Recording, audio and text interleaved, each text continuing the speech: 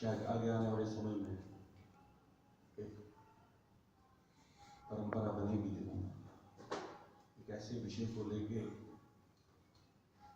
जो विषय एक समाज से संबंधित नहीं है बल्कि एक संस्कृति के साथ संबंधित है।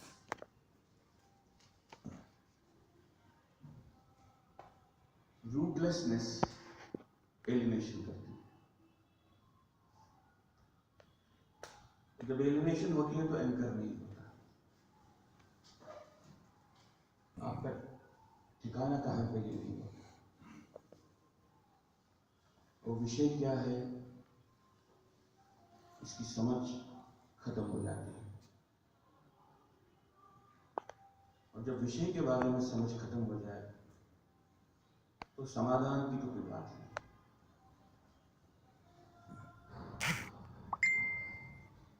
आशीष जी से बात हुई थी तो हम 19 जनवरी एक्सोडस डे के बारे में बात करने लगे तो सोचा कि शायद इस एक्सचेंज में जो एक्सोडस कश्मीर से हुआ है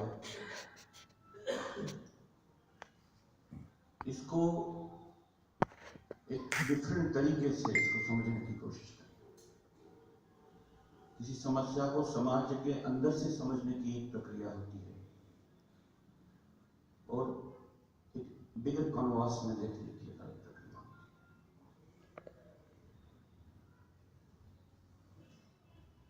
आज का विषय थोड़ा बहुत उससे हटके है क्योंकि अनरिजॉल्व इश्यूज जो हमारे पिछले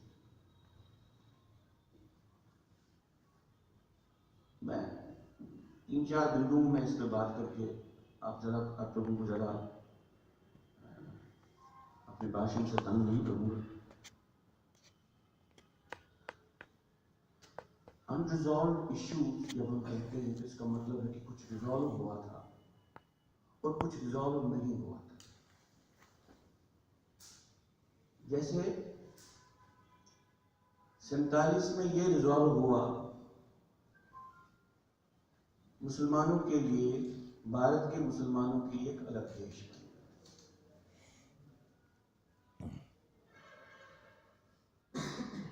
जैसे ये रिजॉल्व हुआ कि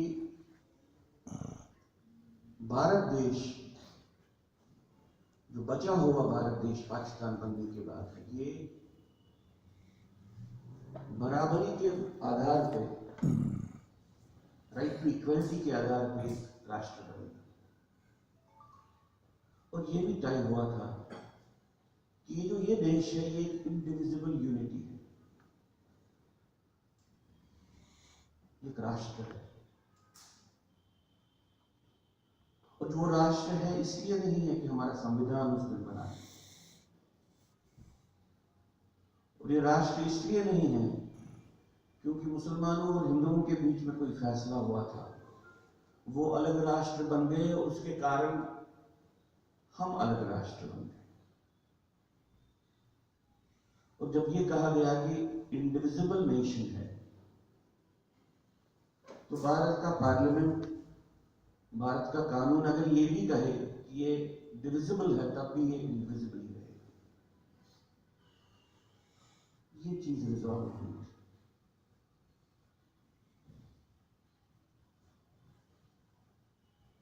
तो जो चीजें रिजॉल्व हो गई उनको अगर आप खुद ही अनरिजॉल्व करो और निरंतरता से 70 साल रिजॉल्व बातों को अनरिजॉल्व करने की प्रक्रिया को देखो तो आपके सोच का जो एक तरीका होगा कुछ अलग बन जाएगा। ये कहा गया कि पाकिस्तान भले ही एक मजहब के आधार पर, धर्म के आधार पर एक राष्ट्र बना हो, भारत एक धर्म के आधार पर अपनी राष्ट्रीयता को डिफाइन नहीं करेगा। भारत में पॉलिटिकल पावर शेयर करने के लिए रिलीजन एक डिनोमिनेटर नहीं होगा। और यहां पे एसेंशियली राइट टू इक्वलिटी एक बेसिस होगा जिसके आधार पर हम यहाँ के जनतंत्र को एंजॉय करेंगे, शेयर करेंगे और इसके माध्यम से देश को चलाएंगे। बहुत बड़ी बात थी। लेकिन ये कहते कहते ही ये कहा गया कि जम्मू कश्मीर प्रदेश जो भारत का हिस्सा है, यहां पे रिलीजन ही डिनोमिनेटर रहेगा राज्य करने का, गवर्न करने का। क्योंकि ये एक मुस्लिम मेजॉरिटी स्टेट है, इसलिए यहां पे एक अलग परंपरा चलेगी, अलग कानून चलेगा, ये एक अलग हिस्सा है। और फिर ये कहा गया कि इस तरीके के एक हिस्से को भारत के साथ रहना, ये सेकुलरिज्म की, ये इक्वालिटी की, ये नेशनलिज्म की ये विक्ट्री है। भारत की धरती पर पाकिस्तान बनाने की प्रक्रिया को पाकिस्तान की विचारधारा की डिफीट कहा गया। इशू को सेटल करके अनसेटल करने की प्रक्रिया चली।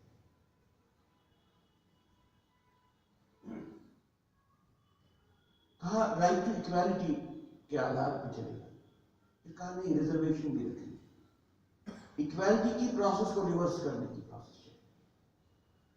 फिर जिन लोगों ने ये कहा रिजर्वेशन होगा, उन्होंने कहा रिजर्वेशन टेम्परेरी रखो,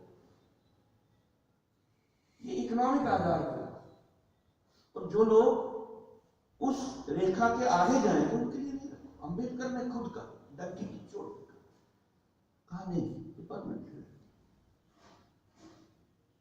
तो इक्वालिटी के प्रिंसिपल को भी अनरिजॉल्व करने की, जिसमें रिजोल्यूशन हो गया उसको अनरिजॉल्व करने की बात है।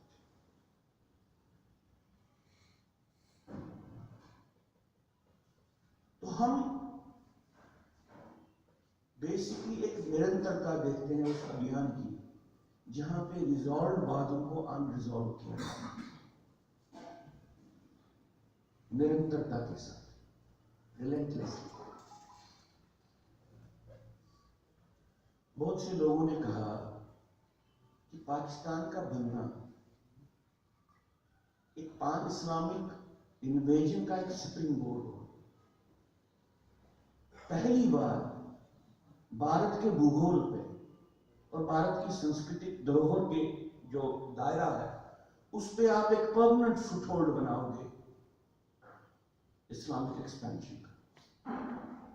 और पाकिस्तान ने कहा और घोषणा के साथ कहा कि मैं फ्रंटलाइन इस्लामिक स्टेट हूं। फ्रंटलाइन इस्लामिक स्टेट क्या हुआ कि अगर आप नक्शा देखेंगे, जो मिडिल ईस्ट से लेके आप पूर्व की तरफ आओ, तो पूर्व में जो सबसे आगे मुस्लिम राष्ट्र है वो पाकिस्तान में। और उद्घोषणा ये हुई कि इस्लाम के आगे फैलाने की प्रक्रिया का मैं फ्रंटलाइन रिप्रेजेंटेटिव लीडर हूं। पाकिस्तान इस्लाम के पान इस्लाम को फैलाने का एक इंस्ट्रूमेंट, एक मिशन। अब ये बात सेटल्ड थी, पाकिस्तान ने उद्घोषणा कर दी थी यार मैं मुस्लिम नेशन हूं और मुस्लिम डेस्टिनी को आगे ले जाना। और मुस्लिम डेस्टिनी ये थी कि भारत जो पूर्ण रूप से अभी मुस्लिम बना नहीं था, इसको मुस्लिम बनाना, eastward moment of Muslim power जिसको बोलते हैं, ये डिक्लेयर्ड बात थी पाकिस्तान। ये उन्होंने कोई छुपा के नहीं रखा। बहुत कुछ लिखा जा चुका है इस पे, पाकिस्तान में भी, फॉरेनर्स ने, कि पाकिस्तान अपने आप को सिर्फ एक मुस्लिम राष्ट्र के रूप में सक्सेसफुल कराने का एक संकल्प नहीं रखता। पाकिस्तान ये संकल्प रखता है कि पूरे विश्व में इस्लाम का फैलाव, इस्लाम की विक्ट्री, उसके लिए अपने आप को एक इंस्ट्रूमेंट समझता है, फ्रंटलाइन इंस्ट्रूमेंट। अब पाकिस्तान के लिए जो अनरिजॉल्व इशू था, हमने कहा कि नहीं, पाकिस्तान इसलिए हम पे हमला कर रहा है क्योंकि पाकिस्तान इनसिक्योर है, और पाकिस्तान इसलिए इनसिक्योर है कि भारत के जो नेता थे नेहरू से लेके आगे चल के, वो रिकनसाइल्ड नहीं है कि पाकिस्तान जीवित रहे या पाकिस्तान जिंदा रहे। पाकिस्तान राष्ट्र के साथ वो सहमत नहीं है, इसके कारण पाकिस्तान इनसिक्योर है, और उस इनसिक्योरिटी के कारण पाकिस्तान वो कर रहा है हिंदुस्तान के साथ वो कर रहा है। पाकिस्तान की रियलिटी, जो रिजॉल्व रियलिटी थी, उसको अनरिजॉल्व डिनाई करने की एक प्रोसेस इंडिया में चली है, पाकिस्तान में नहीं चली।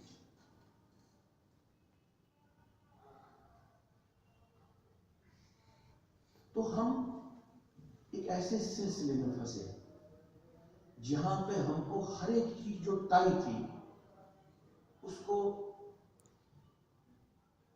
जिसको आप कहेंगे कि अनसेटल करने की प्रोसेस में हम लग गए।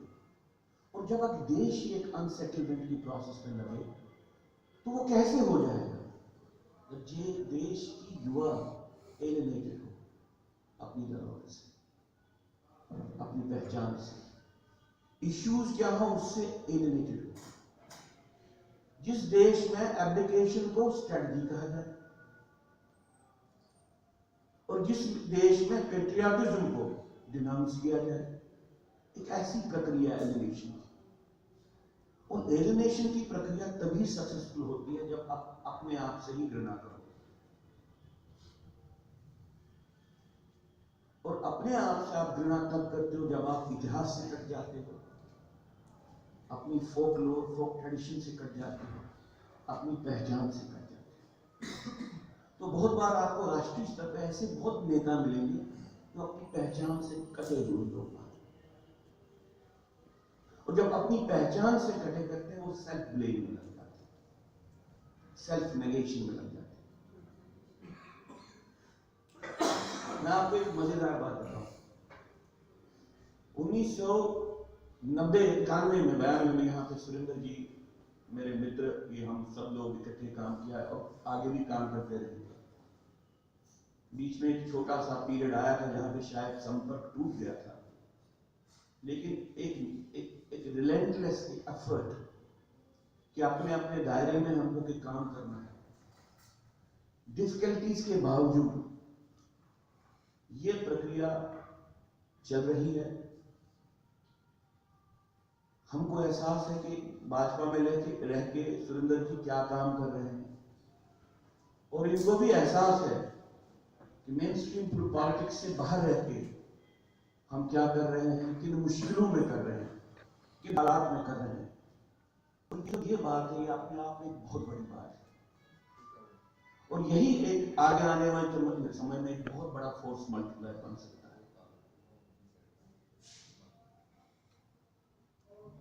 पिछले 30 साल जिन लोगों ने विस्थापन के दायरे इस विषय पे काम किया, उन्होंने 3-4 बातें समझी, और मैं वो 4 बातें कह के आज अपनी वाणी को विराम दूं। पहली बात जो उन्होंने समझी कि जम्मू कश्मीर स्टेट एक मुस्लिम स्टेट है। जम्मू कश्मीर स्टेट के, जिसको आप स्पेशल स्टेटस बोलते हैं, ये बेसिकली मुस्लिम स्टेट का दूसरा नाम है। भारत की धरती पे एक मुस्लिम स्टेट है, विधिवत रूप से मुस्लिम स्टेट है, घोषणा करके मुस्लिम स्टेट है, जिस स्टेट के कॉन्स्टिट्यूशन में शरीयत लॉ हो, जिस स्टेट के कॉन्स्टिट्यूशन में ये उद्घोषणा हो कि ये मुस्लिम मेजॉरिटी स्टेट है, और यहां पे उसी तरीके से हम बात करें, उसी तरीके से हम चलें। आर्टिकल 370 और 35A जम्मू कश्मीर को एक शरीयत कंपैटिबल स्टेट बनाया। आप इस बात को समझ लीजिए, ये मुस्लिम स्टेट इस्लामिक स्टेट बन रहा है, जहां पे अब जाकिर मूसा की चलती है, अब यहां पे एजाज डार की नहीं चलती। अभी हाल ही में रियाज नाहिकू ने कहा कि हम ग्लोबल एजेंडा के साथ नहीं है, उसको कौन पूछेगा? जिस तरह से एजाज डार खत्म हो गए, शायद उसको भी खत्म कर दो, क्योंकि सेम प्रोसेस को कि एक बैटल ऑफ खुरासान चलाना है, एक गज़वातुल हिंद चलाना है, सारे मुस्लिम माशरे को उसका हिस्सा बनना है। कुछ लोग ये भ्रम पैदा कर सकते हैं कि नहीं, ये इतना रेडिकल नहीं होता, ये क्योंकि अनरिजॉल्व रखा आपने ऑटोनॉमी को इरोड किया, इसलिए अगर आप थोड़ा सा एक कदम पीछे हटेंगे तो वो लोग ठीक हो जाए। वो रिएक्शन में है और वो उनको बोल रहे हैं कि तुम हो कौन, तुम्हारे लिए हम क्या करें, तुम हो, तुम कुछ हो ही नहीं। सुन लीजिए, आप कहेंगे कि ये शायद बहुत बड़ी बात कर रहे हैं, क्योंकि वहां पे कश्मीर में ये बात चल रही है कि ये जो ये जाकिर मूसा, कुछ लोग इसके साथ। अभी हाल ही में ग्रेटर कश्मीर में मुस्लिम पेपर है, उसने कहा कि भाई 6 लोग मारे गए, ये गज़वातुल हिंद के हैं और गज़वातुल हिंद एफिलिएटेड ऑर्गेनाइजेशन है अल-कायदा। अब मुझे बताइए, अगर प्रो इंडिया पेपर इसको लिखेगा, क्या ये डेमोनाइजेशन हो गई? अब हमारे गवर्नर साहब की परेशानी है कि डेमोनाइज नहीं किया जाना चाहिए, क्या कहे, गज़वातुल हिंद को किस नाम से पुकारे?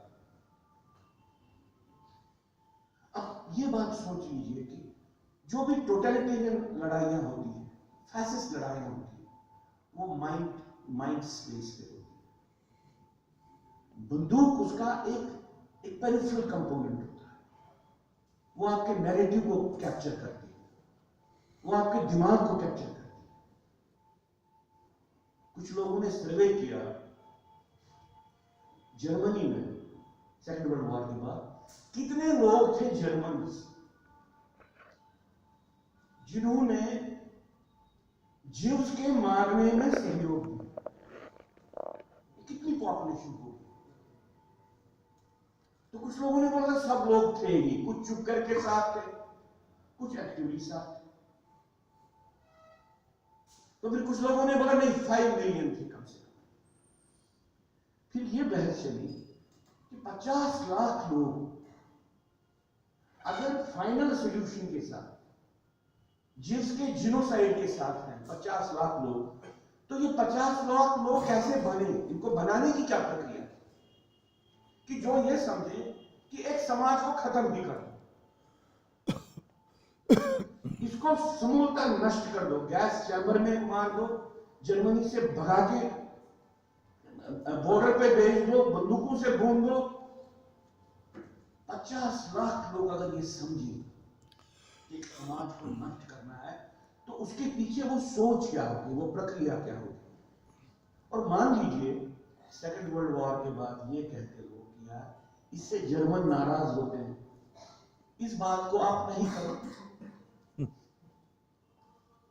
इमेजिन कीजिए, कुछ लोगों ने ये कहा कि भाई कुछ लोगों ने बंदूक उठा के कश्मीरी हिंदू समाज को निकाला। ठीक है, जो लोग वहां पे रहे उनको किन लोगों ने निकाल दिया? 90 में जो नहीं निकले थे। आप एक विश्लेषण कीजिए पिछले 10 साल का, श्रीनगर सिटी में जो छोटा मोटा काम दुकान चलाते थे, बिजनेस करते, उनमें से कितने लोग निकल के आए? क्यों निकल के आए? किन लोगों ने लगभग 300-400 मंदिर तोड़ दिए? मैं सोपोर में एक जला हुआ मंदिर था, वहां पे गया, 3 मंजिला मंदिर था, तो वहां पे सीढ़ी लगी थी। मैंने सोचा यार सीढ़ी लगी है, कोई बात जचती नहीं है कि मंदिर जलाया है, मंदिर में अंदर तहस नहस हो गया है, नहीं हम सीढ़ी पे चढ़ेंगे ऊपर, इस सीढ़ी किसने लगाई है? मैं गया सीढ़ी से मैं ऊपर तक चढ़ा, वो तीसरी मंजिल को टच कर, वहां पे मैंने देखा एक डब्बा है जिसमें शिट है। कोई व्यक्ति की ऊपर की दीवार पे भी ये शिट लगा नहीं है, कोई पाकिस्तान से नहीं है। जहां जहां कश्मीरी हिंदू मोहल्ले इंटैक्ट थे और इकट्ठे घर थे, उनको जलाया गया। जहां जहां अलग थे वहां पे या तो कब्जा किया गया या तो आहिस्ता आहिस्ता से तोड़ दिया। पीछे एक प्रोसेस थी, 6 साल कश्मीरी हिंदू घरों की, जो घर से रजाई, कमल, घर के बर्तन ओपनली श्रीनगर में, जिसको बांग्लादेश मार्केट बोलते थे, ईदगाह में या मजूरीबाग, जिसको आजकल इकबाल पार्क बोलते हैं, उसमें बेच रहा है। पूरे मुआशरे का, पूरे सिस्टम का एक सपोर्ट था। और वही माशरा आजकल अपने बोलता है कि आप टेररिस्ट ऑपरेशंस को डिस्टर्ब करो। पिछले 4 साल मुझे लगता है कि अगर कोई डॉक्यूमेंट इस बात को करे, पूरी दुनिया में, सारे दुनिया में अगर डॉक्यूमेंट करे, direct mob attacks on army pickets, on peace pickets जितने हुए हैं वो दुनिया में कहीं भी नहीं। ये ऐसा नहीं है कि एक पीसफुल प्रोसेशन चल रहा है और पीसफुल प्रोसेशन को पुलिस ने डिस्टर्ब किया तो लोगों ने वहां पे प्रोटेस्ट किया, सामने आए, गुस्सा आए। Direct mob attack on military formations ये दुनिया में कहां पे होता है? और अगर आप ये कहोगे तो डेमोनाइजेशन कैसे? आप क्या कहोगे? क्योंकि ये गिला है कि कश्मीरी हिंदू बोलते हैं रिलीजियस क्लींजिंग ये नहीं। वो समझते हैं कि कश्मीरी हिंदू क्यों नहीं मानता है कि तुमको जन्मभूमि में निकाला है। और हमारे दुलत साहब भी कहीं पर सोचते कि क्यों कह रहा है। और ये जो इंटरलॉक्यूटर आए थे दिनेश्वर शर्मा, उनकी शिकायत थी कि आपको निकलने क्यों दिया गया। ये नहीं था कि आप क्यों निकल के आए, आपको निकलने क्यों दिया गया।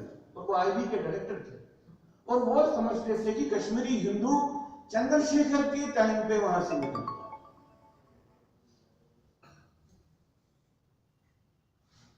मैं इन साहब को, ये तो कुछ बहुत अच्छी बातें भी कर रहे हैं प्रेजेंट गवर्नमेंट, कहीं पे लगता है कि कॉमन सेंस के पॉलिटिक्स कर रहे हैं।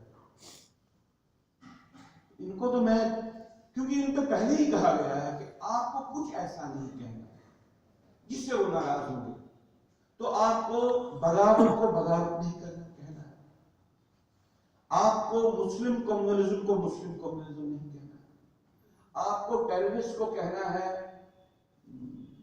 मिसगाइडेड ग्रुप, और अगर आपको जबरदस्ती तो मिलिटेंट कहेंगे, टेररिस्ट नहीं कहेंगे।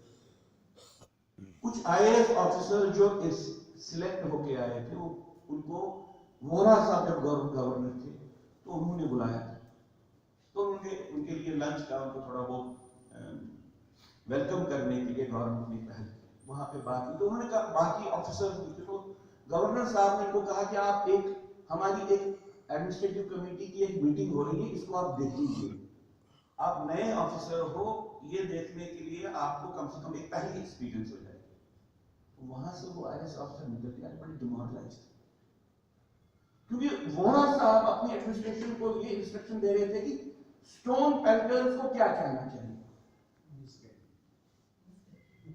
आईएसआईएस की बात नहीं कहनी चाहिए। झंडे अगर आईएसआईएस, आपको अलकायदा की बात नहीं कहनी, आपको ये नहीं कहना है कि जो सड़क पे है वो एक कम्युनल प्रोसेस को फॉलो करता है। आपको कुछ अपने तरीके से बनाना है। कश्मीर में वो बोलते हैं हमारी सड़क पानी की लड़ाई नहीं है, हमारी बिजली की लड़ाई नहीं है, हमारी डेवलपमेंट की लड़ाई। आप क्यों बोलते हो अंडर डेवलपमेंट? आप बोलो नहीं, ये लड़ाई अंडर डेवलपमेंट, ये आपको अनएम्प्लॉयमेंट के कारण आप ये कर रहे हैं। गवर्नमेंट एम्प्लॉइज पॉपुलेशन रेशियो जो है इंडिया में सबसे हाईएस्ट जेल है, तो आप कहोगे आप जो कर रहे हो ये अनएम्प्लॉयमेंट के कारण है। जब आप एक फांसीवादी अभियान चल रहा हो, आप अपने नैरेटिव को खत्म करने की पॉलिसी रखते हो और दुश्मन के नैरेटिव का वर्चस्व हो, बोलबाला हो, ये आप कर रहे हो, क्या कहोगे? अभी ये फैसल साहब ने रिजाइन किया, वो बोलता है कि हिंदुस्तान में मुसलमानों को इनविजिबलाइजेशन की प्रोसेस है, खत्म करने की प्रोसेस, और आप ये कहो ये बेचारा इतना पढ़ा लिखा बंदा है, कुछ तो उसको हुआ होगा, किसी पुलिस वाले ने इसको मारा होगा तभी इतना ये बेटर। इसके लिए आप नैरेटिव इन्वेंट करो, और वो भले ही कहे कि ये मेरा नैरेटिव नहीं, आपको यही तेरा नैरेटिव। इस तरीके की सोच के साथ हम एक अलगाववादी अभियान को, एक फांसीवादी अभियान को फेस कर रहे हैं। मैं आपको अंत में से एक बात कहूंगा और उस बात के साथ मैं अपनी बात को समाप्त करूंगा कि आप सब लोग पाकिस्तान जम्मू कश्मीर को कैसे ले रहा है, इस प्रोसेस का साक्षात्कार आप इस बात को नहीं देख रहे। जम्मू कश्मीर को भारत कैसे दे रहा है, आप इस प्रोसेस को देख रहे हैं।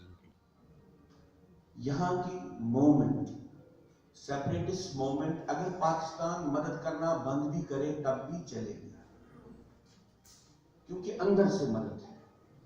भारत का राजनीतिक तंत्र इसको चला रहा है अपने तरीके से, अपने अपने कारणों से, और ये लड़ाई तब तक खत्म नहीं होगी जब तक आइडियोलॉजिकल डिस्कोर्स जो है सेपरेटिस्ट, उसको हम डिस्ट्रॉय नहीं करते। और भारत सरकार सिर्फ एक चीज देख रही है कि आइडियोलॉजिकल डिस्कोर्स को आप टच नहीं कर। अहले हदीस के जनरल सेक्रेटरी ने उमर अब्दुल्ला के टाइम पे ये कहा कि पिछले 4 साल तो हमारे मजे के साल रहे। क्यों? पहले तो हमारे 150 मॉस्क थे, अब हमारे पास 3000 से भी ज्यादा मॉस्क बन गए। हमारे इतने स्कूल हैं, अब हमारे हजारों के स्कूल हो गए। ये बात नहीं कहते।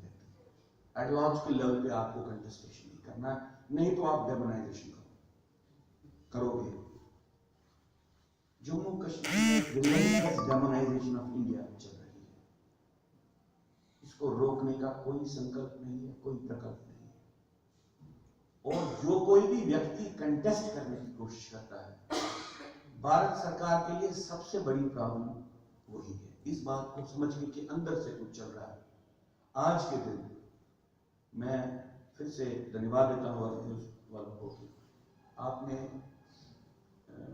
जो प्रोग्राम किया, ये पहली बार एक मीडिया के लेवल पे एक ऐसी एक्टिविटी हुई है जम्मू कश्मीर में, जहां पे जम्मू कश्मीर से संबंधित जो एक बहुत बड़ा एक सानिहा एक समाज के साथ घटा, लेकिन सचमुच में पूरे देश के साथ घटा। ये घटेगा आगे आगे चलते अगर इसका समाधान नहीं हो।